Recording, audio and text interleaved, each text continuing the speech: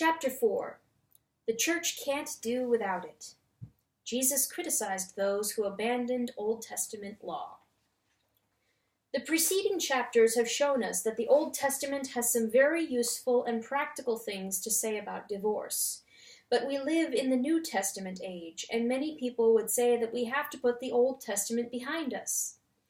It's true that we cannot simply apply the Old Testament law as though nothing has changed, but Jesus called us to take note of every letter of God's law, so we cannot simply ignore it.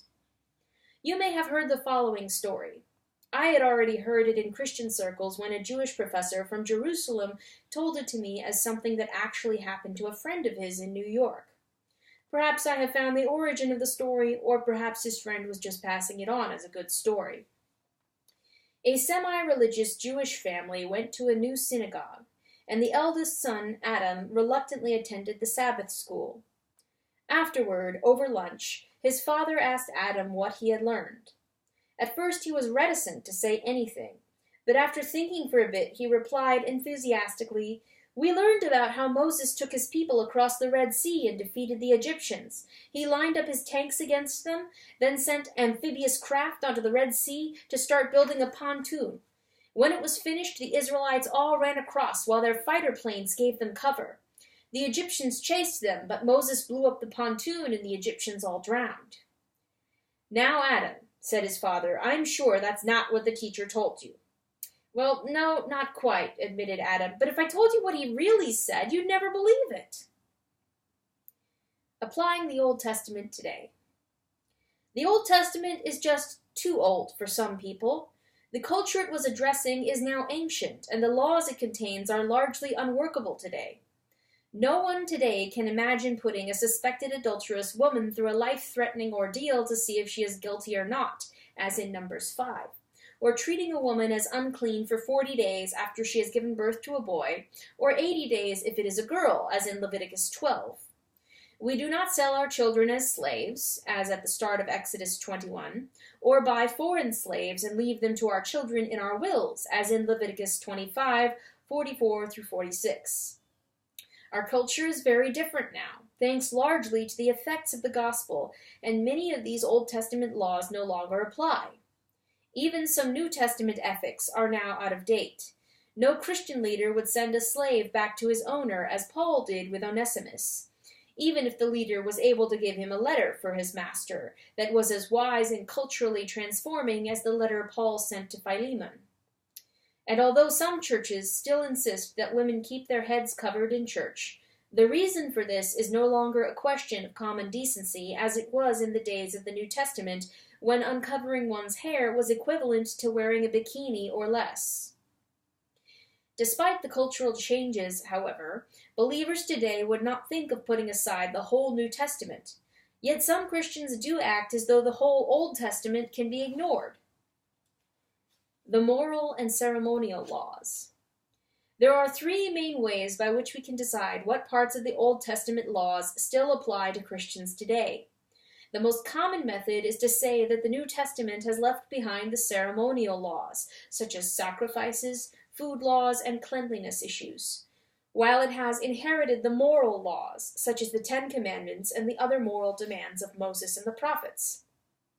The rationale for this difference is the death of Christ, because the ceremonial law was completely fulfilled by his sacrifice. This tidy division between moral and ceremonial law is a good rule of thumb, but it is sometimes difficult to know into which category a particular law fits. For example, many believers would regard tithing as a moral principle, although very few apply the Old Testament stipulations about tithing 1/10 for religious workers, the Levites, as in Numbers 18, 20 through 24, and a second tenth for celebrating religious festivals, and for the poor, as prescribed in Deuteronomy 14, 22 through 29.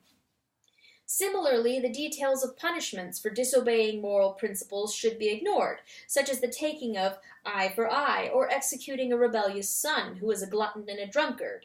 See Deuteronomy 21, 18 through 21. Another method is to say that Christians should follow the moral principles in the Old Testament, but not the details, the quantities, dates, and punishments that belong to a former age.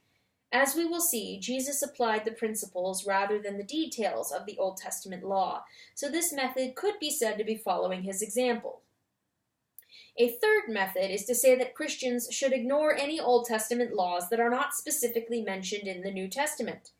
Such an argument from silence, as we will see in chapter 7, should be used only when a silence is surprising.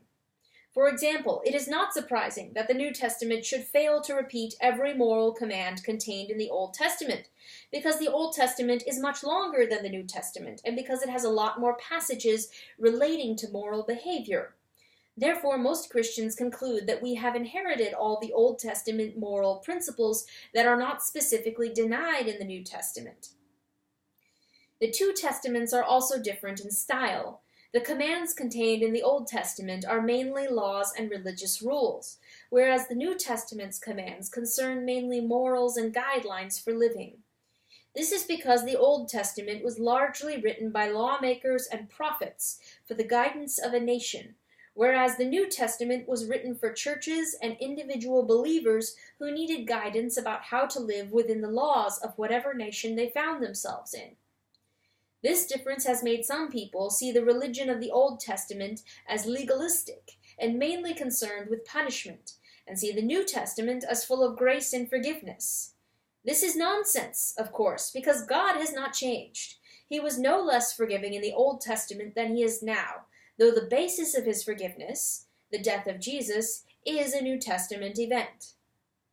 It is ironic that the New Testament, which emphasizes God's grace and forgiveness, is usually regarded as much harsher with regard to victims of marital abuse.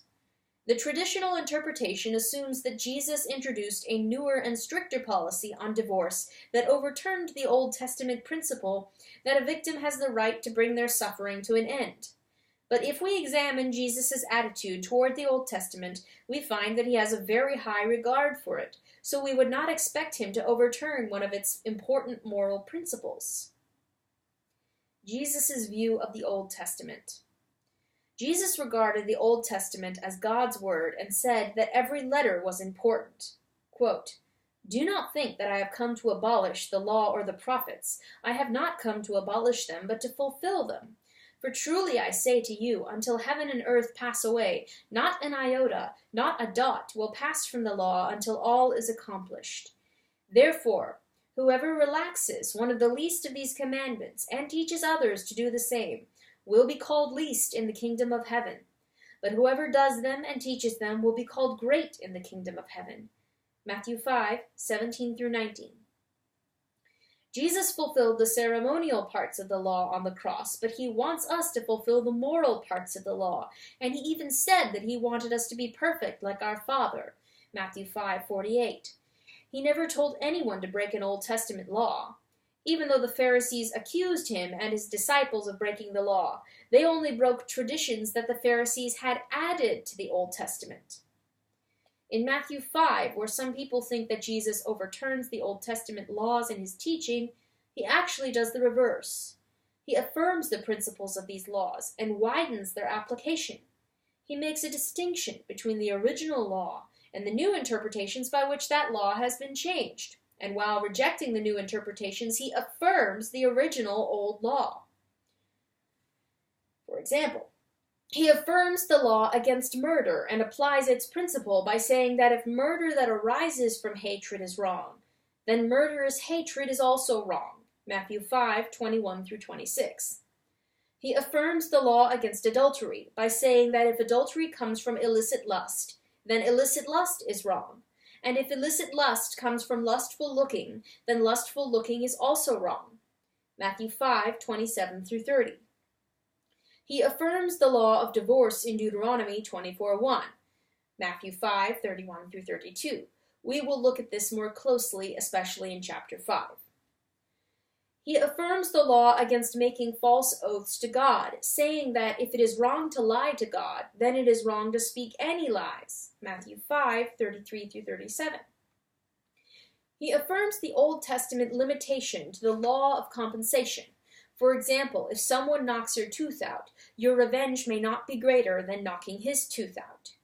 By saying that if the law tells us to restrict our wish for revenge, then we should avoid revenge altogether. Matthew 5:38-34. He affirms the law to love your neighbor and rejects the words, and hate your enemy, which some people had added to this command. Matthew 5:43-47.